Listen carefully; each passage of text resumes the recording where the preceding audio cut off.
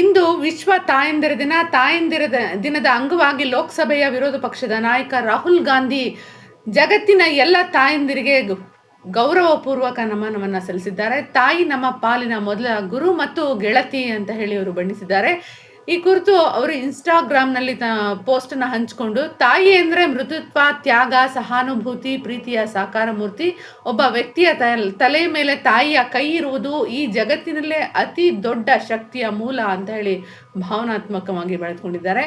ಇದ್ರ ಜೊತೆಗೆ ಇವತ್ತು ತಮಿಳುನಾಡಿನ ಸಿಎಂ ಆಗಿ ಪ್ರಮಾಣ ವಚನ ಸ್ವೀಕರಿಸಿದ ಜೋಸೆಫ್ ವಿಜಯ್ ಅವ್ರದ್ದು ಇವತ್ತು ಪ್ರಮಾಣ ವಚನ ಸ್ವೀಕರಿಸಿದ ಸಂದರ್ಭದಲ್ಲಿ ಅವ್ರ ತಾಯಿ ಸಹ ಬಂದಿದ್ರು. ಆದರೆ ವಿಜಯ್ ಅವ್ರ ತಾಯಿ ಜೊತೆ ಒಡನಾಟ ಮಾಡಿದ್ದು ಅಥವಾ ಆಶೀರ್ವಾದ ಪಡೆದಿದ್ದು ಯಾವುದು ಸಿಗಲಿಲ್ಲ. ಇವತ್ತು ವಿಶೇಷ ದಿನ, ತಾಯಂದಿರ ದಿನ.